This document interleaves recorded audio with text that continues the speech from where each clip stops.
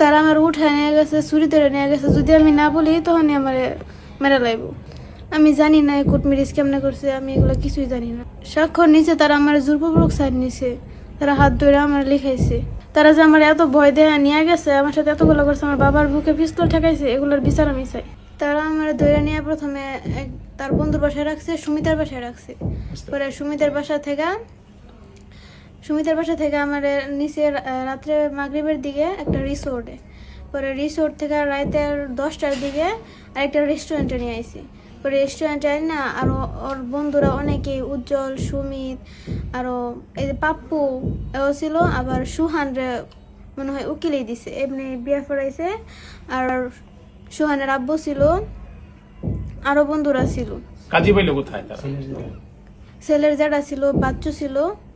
আর কাজী বলতে পারি না, কোনো হুজুর কিছুই না, মানে ছেলেটা কাজী নাকি আমার সন্দেহ আছে। ওরা এই বিয়া পড়াইছে, কবুল টবুল কইছে।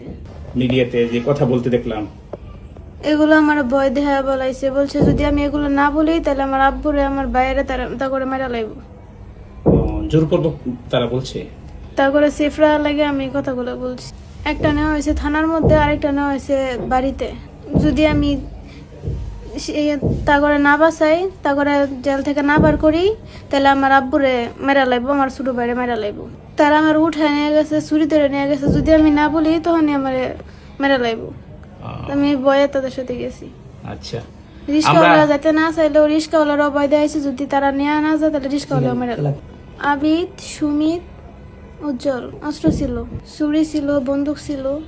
আমি জানি না এই কোর্ট ম্যারেজ কেমনে করছে, আমি এগুলো কিছুই জানি না। স্বাক্ষর নিচে তারা আমার জোরপূর্বক সাইড নিছে, তারা হাত ধরে আমার লিখাইছে। প্রথমে মনে হয় তার নানুর বাসায় রাখছিল, পরে কই রাখছে এটা আমি চিনি না। আমি তারপর বিচার চাই, আমি সবার কাছে বিচার চাই। না, তারা আমার মারে নাই, তবে তারা যে আমার এত ভয় দেয়া নিয়ে গেছে, আমার সাথে এতগুলো করছে, আমার বাবার বুকে পিস্তল ঠেকাইছে, এগুলোর বিচার আমি চাই।